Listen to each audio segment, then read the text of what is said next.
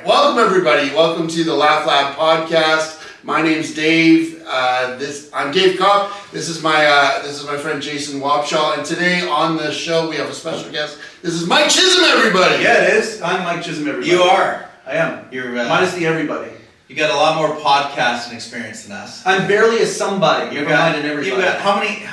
He's the host of the David Letterman podcast. It's not the David Letterman podcast. It's the Letterman podcast. And the reason it's not a David. Well, no, there could be legal trouble if I. Oh, is that what it is? Well, I don't know. Letterman is a word as well as a verb. Yeah, it has nothing to do with David Letterman. It has to do. The Letterman podcast is a celebration of the greatest body of broadcast work in history, that of David Letterman and company.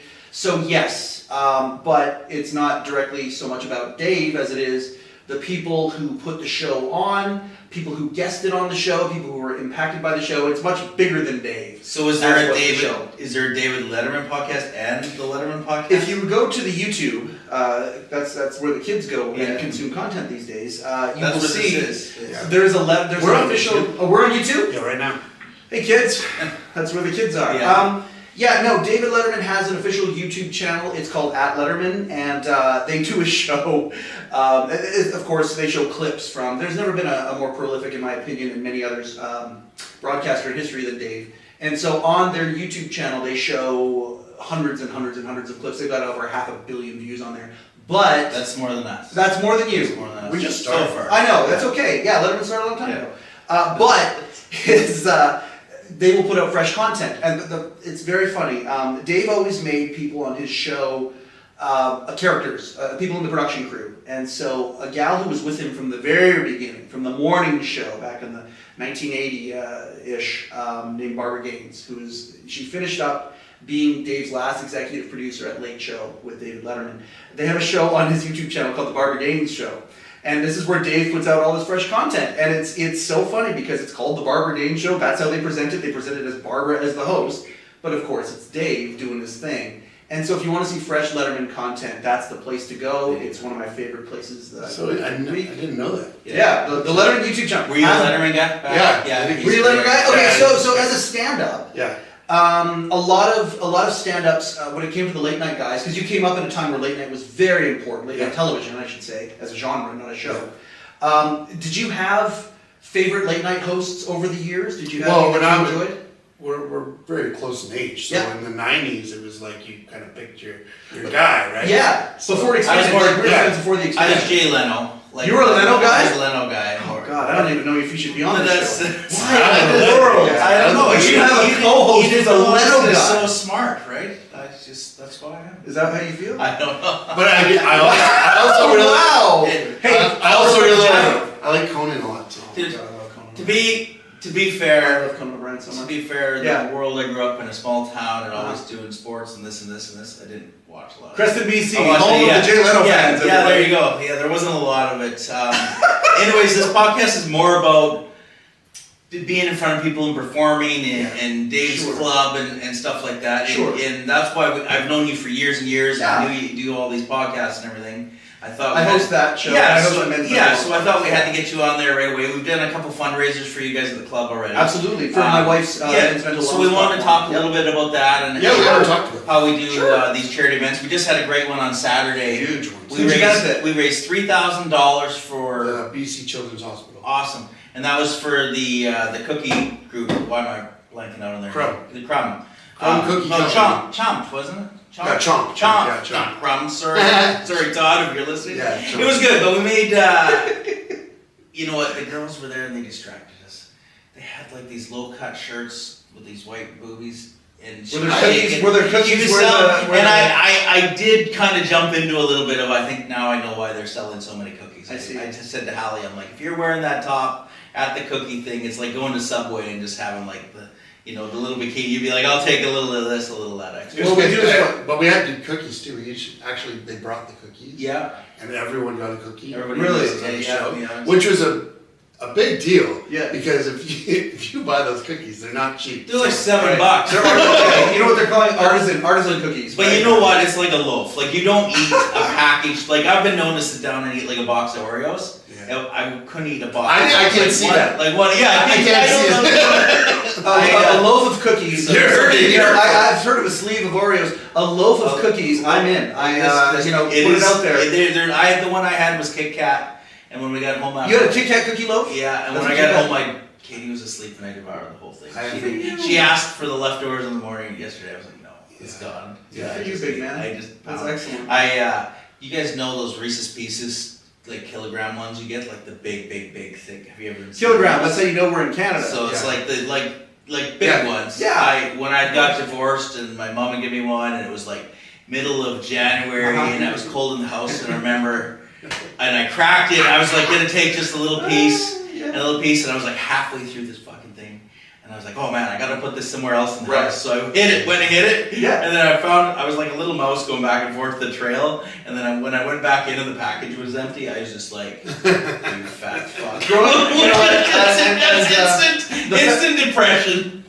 I can't necessarily relate on calling myself a fat fuck. However, I can relate. Do you guys remember the McCain Deep and Delicious cakes? Yes. I don't know if our American friends in Canada, McCain Deep and Delicious cakes are an institution as far as I'm concerned. They're the cake you take out of the freezer, and you can literally take a forkful right like that. You don't got to wait for it to thaw. Yeah, and I can remember what you're talking about every day. There'd be a McCain Deep and Delicious cake in the freezer for company. Sebastian Maniscalco has a beautiful company. I love that bit. Go watch Sebastian and see this bit. It's really, really good. But the idea of having a cake that's just sitting there, our American friends, the Sara Lee cake in Canada, the McCain Deep Delicious cake, and I would go in, and I knew it was for company. I knew it was saved specifically for that, but I would just take a little slice, Oh, no, it's okay. If I just take it out of the foil, a little slice, just take a little slice of cake with me or whatever, and before I know it, my mother is screaming at me, that was for company! But she did not ever call me a fat fuck. So that's like when you can figure out that you can skim the top of the ice cream with a spoon, and then you push the lid back on it.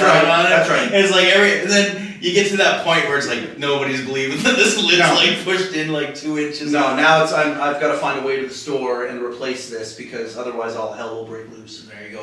Yeah. How many times have you been up at the club? How many times have you done? What, stand-up? Yeah. 4? Yeah, that sounds about right. Yeah, so you did some Thursday nights. You said did the wrestling one? I did 2 actual events. Yeah. I went up. I actually did one of the events cold. I hadn't done it, and then a couple of open mic nights. Of course, the cold was like, well, maybe a little bit of practice might be better. I'm not. But did it give you the bug? You want to do it? Well, I'm in a bit of a weird spot because I kind of always had, since I was a boy, and I mean, I'm thinking. I don't know about you, Dave. For me, it was Comedy Records, and it was probably. It might have been Bob and Doug McKenzie. It might have been Bill Cosby himself. It might have been Carlin. I forget which was my first comedy album that I listened to with my friend Dave Carey in their basement, and his dad was a DJ back in the day in the record business, and they had a plethora of comedy LPs. You ever listen to the Smothers Brothers? Smothers Brothers was one of them as well. Yes, so funny, yes, they had multiple Smothers Brothers records. You guys are listening to records. I didn't know you guys were much older than me. I was cool. I had tapes. We remember I didn't have records. We remember vinyl before vinyl. So there you go. Dude, you never listened to Smothers Brothers? No. Smothers Brothers. Dude, they're awesome. The timing on that, duos really to me, and again. Rick Moranis and Dave Thomas, Bob and Doug McKenzie, the timing that they would have, impeccable. The Smothers Brothers timing, impeccable. Yeah. Bill Cosby himself was probably the album that kind of really opened up my mind. And at that point there, any time I saw stand-up happening, I think it might have been a gateway. I've always loved broadcasters. Back from, Mr. Rogers, I loved Vince McMahon, I loved Ron McLean and Dave Hodge and guys like that growing up. So from different genres, I always loved the broadcaster. Which is probably where I gravitated to Letterman, but the thing is, we combined the broadcaster with stand-up. Because on these late night shows, of course, this is the place that comics had an opportunity to take things to the next level, and late night back in the day was extremely, we can't emphasize enough how extremely important late night television was back in the day for stand-ups. And I think because I've always had the appreciation, but I've also had the appreciation for the broadcaster, like Dave, and perhaps this is the only way David Letterman and I are alike. When Dave went... Same jackets. Well, this is one of the crew jackets, right? This is one of the crew jackets from the show, right? Yeah. And then this is one of the t-shirts from the staff. Three. Well, he's probably got his underwear on. Pay for these underwear. The crew, crew was not issued underwear, as far as I know, and if so, I think... Don't give them ideas, eh? That Gene Simmons probably has, they probably have... Well, what was your point? If Worldwide Pants ever issued underwear to the crew, I've had yet to uncover it. See what I did there? Yeah. See what I did? Uncovered? Nice. It's a smart joke. It's a Letterman joke. There you go. I just, the fact that Dave moved from Indianapolis to Los Angeles because he wanted to go to the Comedy Store, it wasn't to become a stand-up comic. He wanted to get the discipline under his belt so he could then go and make appearances on The Tonight Show and eventually literally take over The Tonight Show, become a late-night television host. Stand-up was just a means to an end.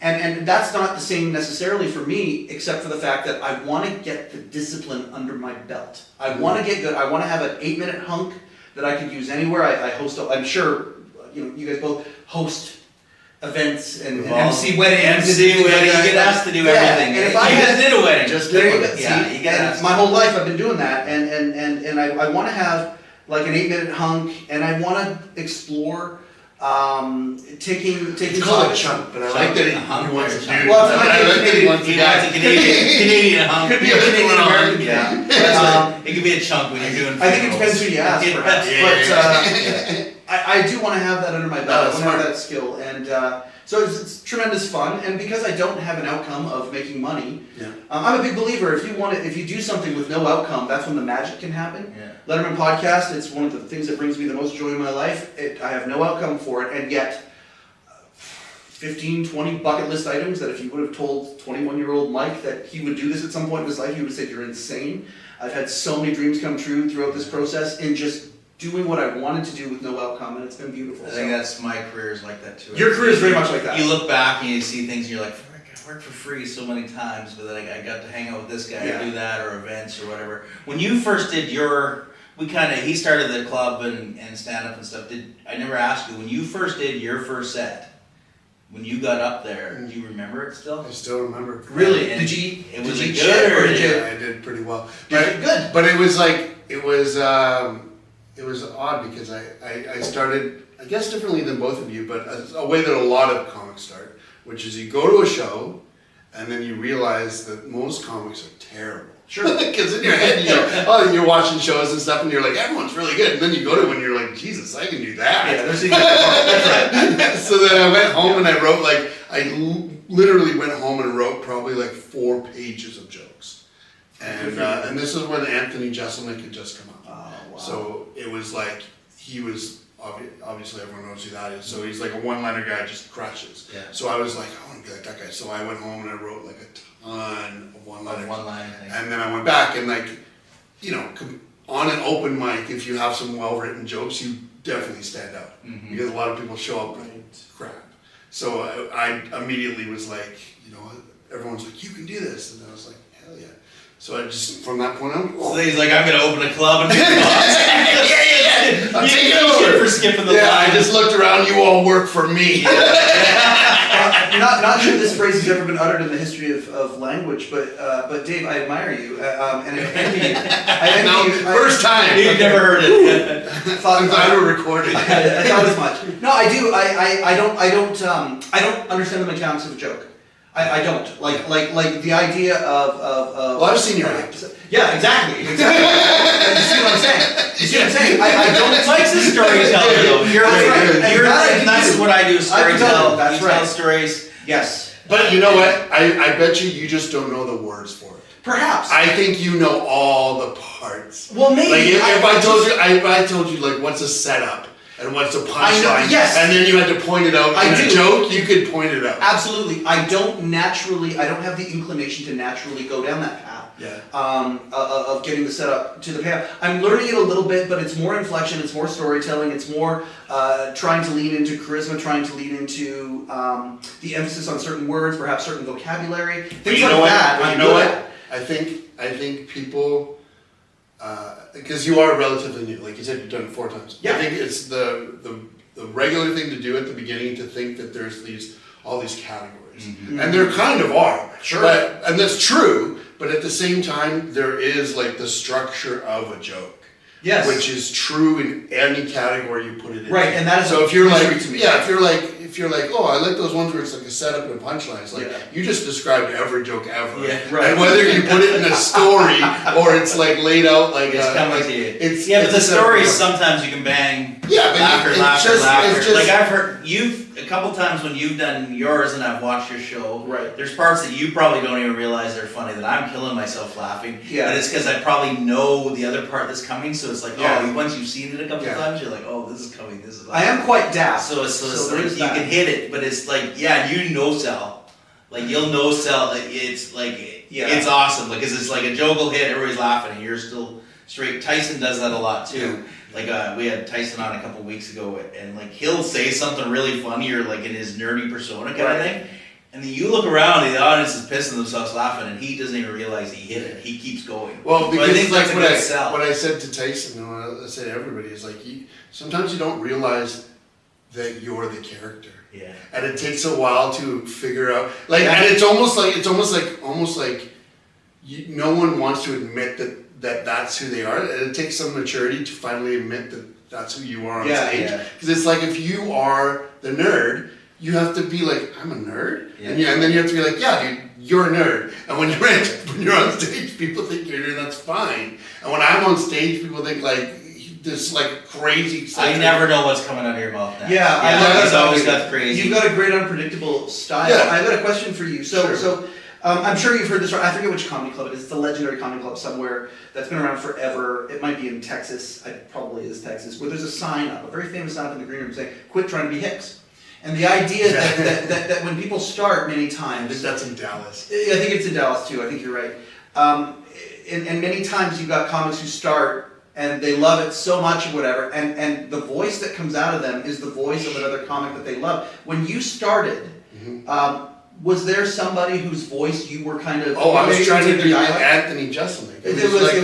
But the wonderful thing about Anthony Jeselnik, like that moment in time, because it was like a 3-year period where everyone was just kind of copying him. Sure. It was like the cool thing about that is it literally taught people how to write jokes. Right. Which was nice because they were so structured. So there's a structure, boom, fast. Yeah, it's like if you're going to ape anyone's style, right? Like the fact that you pick someone who's going to show you the ropes like right off the beginning is kind of cool. Because like had I chosen X or had I chosen whoever, like a storyteller like Bill Cosby or whatever, I could have molested a lot of women. No, I'm just kidding. I was wondering. He had Cosby twice, and I was like, I didn't jump on that. It is what it is. There it is. Yeah. I am what I am, and it's not that. Anyways, that's my point. It's like that was a cool one to latch onto. Right. It's a taught structure, but everyone latches on to different stuff, and it's like it's not as much now because now you got all the podcasts, all the specials. Yeah.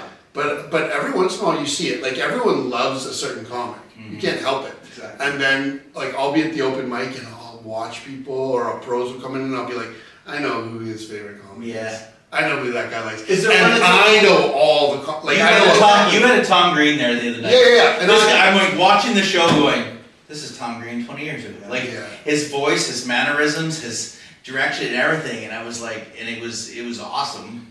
But I don't think it's a bad thing. No. But most apparently goes through it. And I think they do. Where they're leaning into something, a style, a person. And then eventually, ideally, you really become yourself. Yes. And it's this thing of not building it up, it's stripping it off. Right. So that you're basically to the point where it's like you are so authentically yourself that even off stage and on stage you're not that different of a person. That is exactly, if I had any plan, which I really don't, about doing this, if there was anything that I had, if there was a shortcut to be made, and one of Dave's former monologue writers actually gave me this advice, is get to that place as soon as humanly possible. And I think, you've known me a long time, right?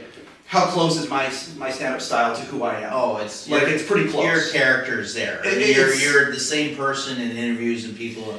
Like you just turn up the ball. But that's also a nice thing about the two of you starting at your age. Yeah. Is like you're not pretending to be there are 22-year-olds who never go on stage that are pretending to be someone else. Right. Right? Like that's a part of being alive. So the stand-up is actually helping them grow up. Yeah. A little bit. Exactly. It really puts it on fast forward. If you see the guys that start when they're 19, 20, and that's the most interesting thing for me watching because they're going through all those changes that a regular person does at that age. Yeah. Plus, they're getting this like a magical like confidence booster, like superpower thing that they get while they're on stage, and it's like giving like it's. I always like say this kind of like karate. It's like there's some like 20-year-old black belts going around. Sure. You know, like they've got abilities that are so beyond the experience is there. They're Whereas most people were.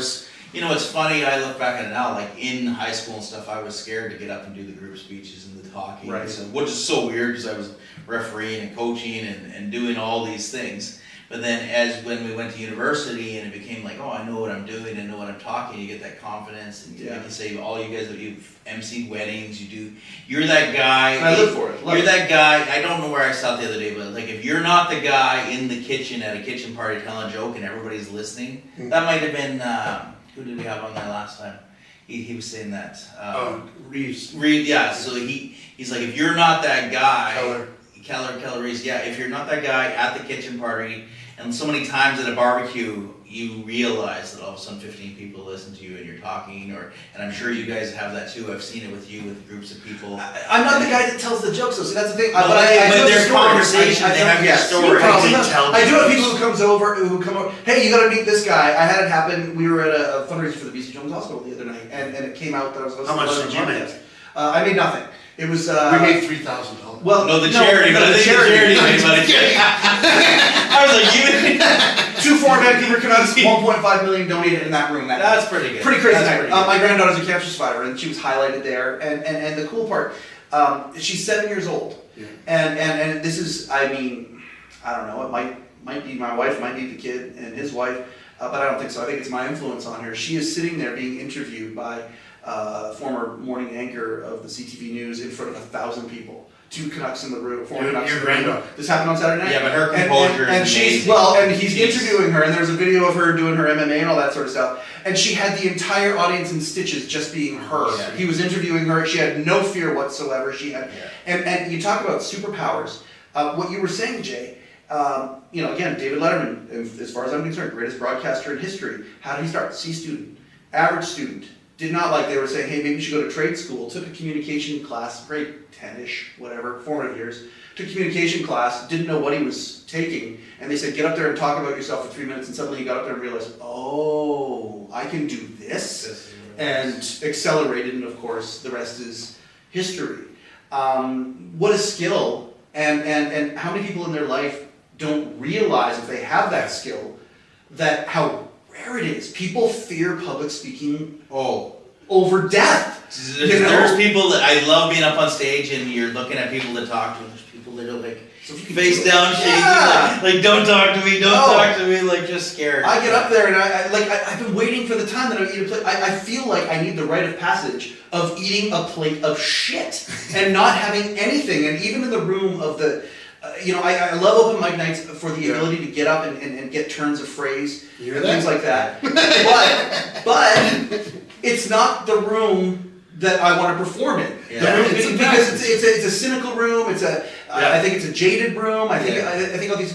But the idea is, even in that room, I want to go up there and eat a plate of shit because I want that rite of passage.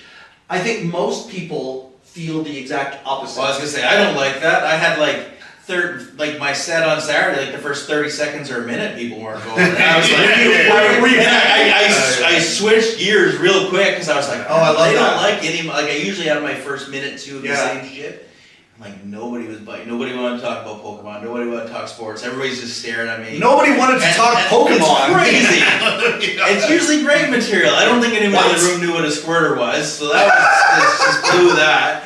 So it was like, and then I switched gears and started talking to the Cookie Girls and went on to stuff you've never heard me talk about. Yeah. And it actually was awesome. Yeah. When I got back to the table, I was like, okay, I'll do this again and this again. I don't know about. Yeah. But you learned a lot because what you did was you addressed what's actually there. Yeah. And you did it, and now you know, like that's the first thing you should do. Yeah. And that's like tricks of the trade. It's like when you get up there, acknowledge what actually is happening. Feel out the room actually there. Yes. Okay, so I have a question for you about this because I know comics. If there is polarization within the stand-up community, and I think there is, I think especially these days there's polarization everywhere. I've heard both camps talk about it. How long have you been in the business now? 15 years. 15 years. Okay. What is your opinion when it comes to crowd work? Because there are some comics who think it's lazy, and there are some comics who think it enhances and can customize and makes every room a different room.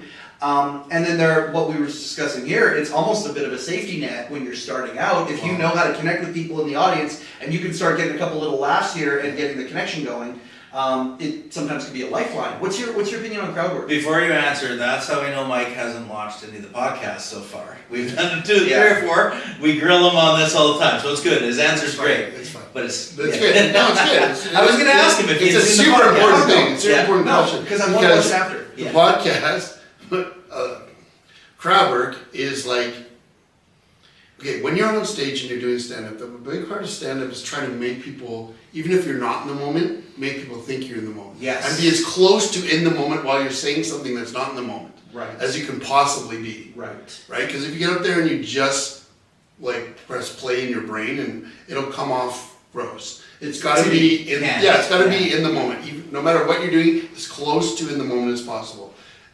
And then anything that truly is in the moment is like, unless you're like super great at comedy, like it's going to be even better. Because that's the ideal. In the moment's the ideal. So if you've got a joke, but you can like, you imagine you're going down the road in a train and you can like get off and get back on, and you can be in the moment and then get back on your joke and in the moment back on your joke. To the material, out of the material. Yeah, that's the magic. Gotcha. That's the magic. And so crowd work is not a different thing. It's in the moment.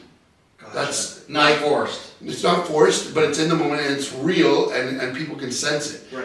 What happens, so what I'm saying is like, let's just give it numbers. Like being in the moment is like a 10, right? So if you're performing at a 10, you're a great comic, great. But then you have other material that's not quite, and then you can go out and be in the moment, be in a 10. So anytime opportunity someone gives you to get there, take it. I gotcha. Right? But then people go, oh, okay, that's where the 10 is, right? When I'm in the moment. So I'll force it. Right. But now it's brought it down. Yes. Because it feels forced. Right. Being forced is the same as not being in the moment. It's Right. like, it's weird. Oh it's yeah, artificial. If you're the third people guy can to smell ask it. a guy, If you're not authentic, if you're not authentic, people can smell that. So, and then, and if you genuinely don't really care what the answer is. So if you ask, like, it's this weird trick, because if you ask someone a question and all you're trying to do is be funny, Right. why do you ask it? Okay. You should ask it because you want to know and you care, because they're going to sense it. If the audience senses that you're not asking for a reason, then it's gross. Well, you take a Matt Rife, and I mean, I think he's probably the biggest example of it right now, because it's kind of his shtick. A guy like that, and he literally cares about the people's answer, because in real time he is finding ways to make their answer funny, or to take their answer and connect it to something funny that was said earlier, and maybe it does, maybe it just automatically, the beautiful serendipity sometimes where you talk about something for a while and you talk to someone else have the same question and it happens to be connected he's directly. unbelievable. And so now, maybe I can ask a question that wasn't asked on the previous podcast about this. Have you ever had 2 pieces of material and you bridge those pieces of material together with, like, intentionally, with crowd work? I'm going to do this chunk or hunk. I am then going to do some crowd work that will lead to this piece of material. Yeah, but then it's not crowd work. If you've got it and it's like a planned thing, it's a planned thing. Like you can put out a planned thing and you can put out a question knowing that you've got a joke. But if you, like, this is what drives everyone crazy, as comics especially, is when you see someone ask a question, but they already know what they're going to say in response. Oh, yeah. And it's like, why bother? Just say the joke. Hey, can I tell you this? Wives don't like that either. Yeah. Oh, you're just waiting you don't even let me finish my sentence before you're ready to go. You're ready to go already, aren't you? Yeah. You know? Wives don't like that either. And I can imagine it's artificial. Yeah, and then it can be like too much of it, and then it can be like the same questions, like how many times do you want to hear like someone say, "Oh, are you a couple?" Oh, you're the best looking guy in the room. Yeah, how long have you been a couple? Yeah. And it's like in my opinion, it's like, okay, that could be funny. Like in the hands of any comic, that could be funny. But what's funnier, that or some well-written jokes? Yeah. And I love like a new joke. Over like somebody like being like, oh, how long are you together? What's the secret?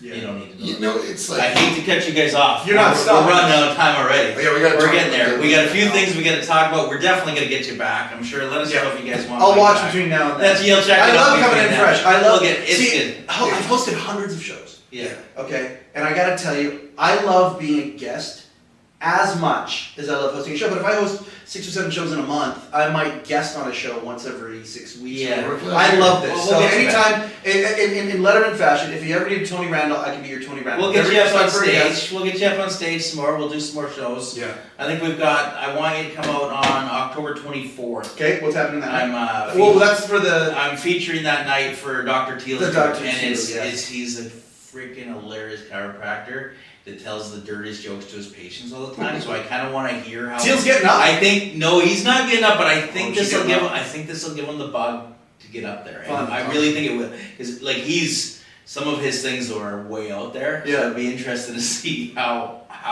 he booted somebody that wanted to get Trump killed in his office the other day. Really? He totally threw him right out on his nose. Wow. So some of his stories are pretty crazy. So I kind of want to get him. Yeah, he's out there. So I think it'll be a really fun night. He's gonna have a really good group of friends. That's on the chiropractor. Let's do it. Before October 24th, though. Tell them about our show. We have the 10th and 11th. 10th and 11th, we have our own the Laugh showcase Lab show. Yeah. comedy showcase. So it's a special 4 shows in a row. Friday 6:30 and 8:30, and then Saturday 6:30 and 8:30. And every single show is completely different. And we brought in 4 like top tier comics. Big guys, good guys. Yeah, tell him who's there. He might know some. We got Dylan Reimer. Yes, absolutely. Okay, yeah. Vancouver. Is it Vancouver? Yep. Yeah. And we got Brett Martin Okay. from Vancouver, and we have Robert Pang. People are more excited about him than anybody Yeah, else. he's everybody's on like, a real tear. I think that show's gonna sell it right away. They're He's like, on a tear. And do you know what show the Robert Pang one is? yeah, Don't tell him. 6:30. Tickets randomly, maybe. 6:30 Saturday. 6:30 Saturday. And there you then go. and Sean LeComber is closing the show. Where can people get tickets for this? KelownaComedy.ca. You can get your tickets, and come out to all those shows. Support it because of course Jason sponsored it. Yeah. So Player's Choice made I sponsored, so I get a part. That's the only way with this business. Dave doesn't pay me. I pay him to go do shows. It's a really good deal. It's a great deal. You know what? Last Saturday, I was by far the worst person on the card, and I thought it was a really good card. It was super fun. Super There's lots of times when I walk out of there going, oh, I mean, that was a little rough, but everybody was super happy. Oh, so dude, that was That's what's important. yeah, amazing. that wrestling show we did was still my favorite, but that's just that crowd was crazy. Where people were just happy. I did a top 10 list that night. I swore I would never do I something think you like should that. do. I think that should be your gig. Then I should do. Oh, that should be my gig. Should it? Yeah. Oh, I'm sure the letters people will be And just wear your delighted by jacket. that. They'll be like, what's he gonna do? I'm sure just do top 11 then or top 9. Yeah. Like, don't be scared. No, I don't know. Be like, top. It was just perfect for the wrestling night. It worked very good. It was a wrestling thing. Did work. But okay, so we're finishing. We're finishing up. I want to show these coasters. Okay, don't show that coaster. Okay. Because I have got a gift for you because of your Okay. friendship, Dave. We're not friends as long. I don't have a gift for you yet. Okay. But I've got a gift for you. So before we do the gift thing, Okay. I want to throw this because this is going directly to David Letterman. Okay. I have a gift for you though. You have a gift for me. All right. These gift of coasters, friendship. Players Choice Sports. I have a lot of Letterman memorabilia. Like I've got in the Letterman podcast. Have you ever met him? Yeah. Wow. He's got some awesome autographs. I've got some pretty crazy stories. We should show you. Like That'll be another part 2. Yeah, We're already 8 minutes over our time here. The story of the Yeah. meeting is actually pretty crazy. And it's unique. But I've got a lot of Letterman memorabilia, and I bet you he has a restraining order. no. No, I met a lot crazier people. Look, We straddle the line, Dave. We're straddling the line. No, it's not like that. It's if it's crazy, I'm the right kind of crazy. Yeah. But a lot of memorabilia, and because of your framing shop, one of my autograph pictures of Dave, you guys did a beautiful presentation for me, and I appreciate that very much. Dave's logo for the YouTube channel is actually this guy here. I don't know if the camera can see it, but there it is, right there. That's And awesome. you've made these beautiful, beautiful stone coasters. Yeah. Yeah. They're gorgeous with Dave's logo on it. This is actually going to. I'm sending it as a Canadian care package. I've got a couple Dave's other gonna put his pieces coffee of on it. Canadian. We'll see. We'll see who he gives it to, or what happens. You want with some it. Jay It's one of Leno his ones producers, too? so- We can send some Jay Leno ones. That's a great idea. Anyway, I appreciate this so much. Where's the framing business? If people want to get the stuff done, what's the... So at our Pokemon shop, we've got the framing business going now, and then this laser cutters turned into a byproduct, really, of the framing. Right. We started seeing some of these awesome things that we can do. So it's super fun. So we can do your framing, your rock cutting, all plug that stuff. the site. Yeah, so plug Players Choice Sports. Everybody knows this. Katie's got the advertising going. We've got the framing, we got the podcast, we got the sports store, and we have the TCG. You and I have been friends for a long time. Yes. Long time. Yes. And you're in the memorabilia business in sports and pop culture and all of that. Yeah. You are literally, you and I are very similar. We're both collectors, but everybody in our life, right? Yes. What do you get for the guy who has everything when it comes to this stuff, right? You're a tough guy to buy for. For sure. I nailed it. Okay, what'd you get? Are you ready? Yeah. Can we guess first? Yeah, you can guess. You guess it. It's gonna be a jersey. It's a shirt. It's a shirt. It's a jersey. And it's from Mikey did well here. He got his buddy. Oh, and he's got my ring size. Fat. He's fat good. size. I don't care about that. Size. Mikey did Good. Watch this. Bazooka! Look at the look on his face. Look at the look on My his face. favorite G.I. Joe. That's friggin' awesome. Nailed it, didn't I? That's super cool. Oh, I was so delighted. We talk about Bazooka all the time. I've been wanting to give this to you forever. That? That's awesome. I got the guy who's got everything I Joe. know. G.I. Joe guy? That's Bazooka. I know. He was my favorite G.I. Joe. See, he always wore action figures. He always and wore. athletics. He always wore the football jersey. What a good. Oh yeah. See, I don't gotta wear Pokemon shirts when I wear. I love you, Jake. Thank you for being my friend. Thank you. That's awesome. Thank you. This is super Dave, cool. I don't love you yet, but you know, we'll see what happens. Well, Dave can give a plug here. Plug this. Oh, I have that book. Yeah, there you go. Oh, he's already got this. I got that book. Okay, You know well, what? Dave, did you read it? Okay, can I tell you what this book is? I know we're way over. I'm so sorry. Nobody's read this book. No, so here's the deal. I loaded. He's got an uneven table at home. No. It's holding on the table. No. It's in my bathroom with a toilet paper roll. You'll never guess where it is. One night I'm Sent it watching. to Letterman. No. Yeah. Oh, let's send Letterman this book. God damn, that would be funny. No, I didn't. One of the nights of one of your shows, before I went up there, I kind of got a feel for it as to what your shows were. At the beginning of your shows, genius concept. You have made bags of misfortune cookies. Yeah. So it's a fortune cookie, and you open it, and it's a hilarious misfortune that is going to happen. And you get these bags of them, and you do raffle before every show. All the money goes to charity. Right, and all the money goes to charity. So I put a 50 in one of the things, so I would win it. Yeah. So I won it because I thought that what I would do is perhaps I want to maybe add a little bit of shtick to the Letterman podcast, just a little bit. And I thought maybe every episode, what my thing might be is I read a misfortunate people to finish the episode. Brilliant. Right, and then so you're the author of them, and they're hilarious, they're funny. I've seen a couple of them. The only ones I've got tell me when I die. Well, you die. They all do. Is that what they all do? Yeah, they all Oh, okay, there we go. perhaps the biggest misfortune in life is death, or Yeah. perhaps marriage, but we don't know. But what I'm saying is, Lose your eye. we know. Yeah, perhaps we do. So, but I wanted to save them, and so I've got a drink fridge right beside my podcast studio, which is in my house, and so there's a freezer. And I put them in the freezer, and you gave me a copy of your book, and the book is sitting in my freezer. Yeah! On ice. It's the coolest book. On ice. And you can say it's the coolest book. Quite literally the coolest book I have, and so that's where that book is sitting right now. Okay, well, since nobody's read it, Anyway. give us your spiel. Tell us what's this book special for? This book I wrote. This is my first book. I had never written a book before. He's an author as well. I'm an author as well. Your first book was a choose your own adventure? Yes. Oh my god. And it was like an adult choose your own adventure. So it was like I kind of wanted to, because choose your own adventure, you're always trying to survive, right? So I wanted to be like turn it on its head and be like, no, you die. Yep. Like no matter what. Yeah. So it's just all these different ways of dying. So you wake up at my house and you like. Most girls would want to kill themselves. You're right there. If you roll over and choose death. Where you realize Drowning himself in the sink? Is that the first? It's been a one. Shut up, Jason. Oh, that's so funny. Page 1, you understand it's Page over. Like a horror book. Page 1, you sleep with Dave. Page 2, choose a Now what do you do? Well, I'm not doing the walk of shit here. Turn to page 69 to find out your face. Oh, that's so funny. You now have heard this. How would you like to proceed? Is it a fast death, suicide, or a slow death, STD?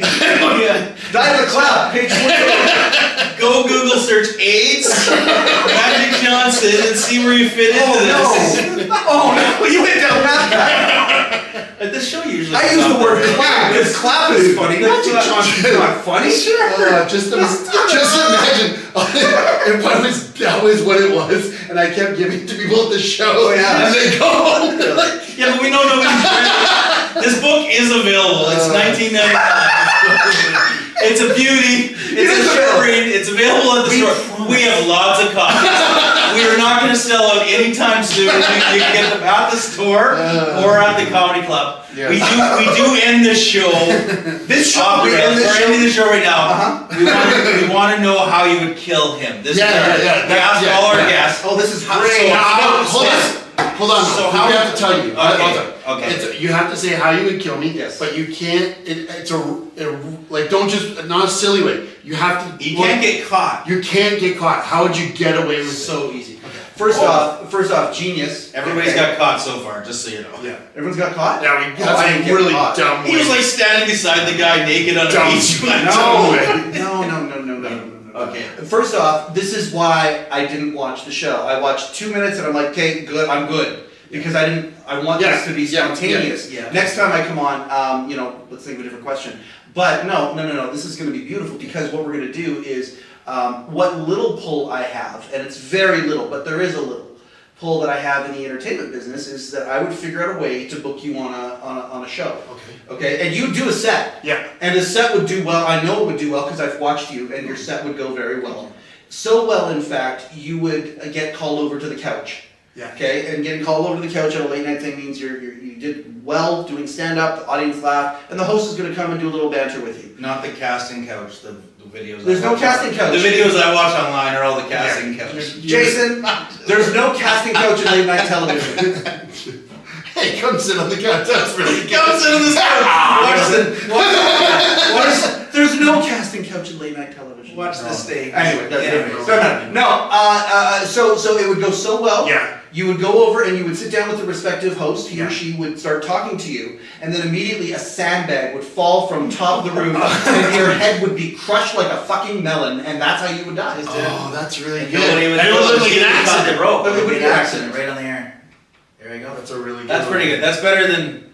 That's some. Well, and that's for the moment. I'll think of some more. Yeah, because you made it look like an accident. Tyson was gonna put him out for the ants to eat the honey all over your body or something. I'm saying the Teamsters will, the Teamsters do what they do, and that's just there's a way. This is the way. Give us a like, follow, all that stuff that you can do on there. We know we're better on YouTube right now than Spotify. We're trying to get the sound. That's what my wife said too. Yeah. I'm better on YouTube. We've all got radio faces, so I know you want to watch on Spotify, not hear that. But watch us on YouTube, subscribe. We're gonna work on some more guests this week before we really pump into the show. We're just getting the bugs out with me. We're just trying to get there. Yeah, we'll get some actual comedians on here. Yes, thank you. And we'll make it work. Anything else, you guys? That's it. Thanks for letting me.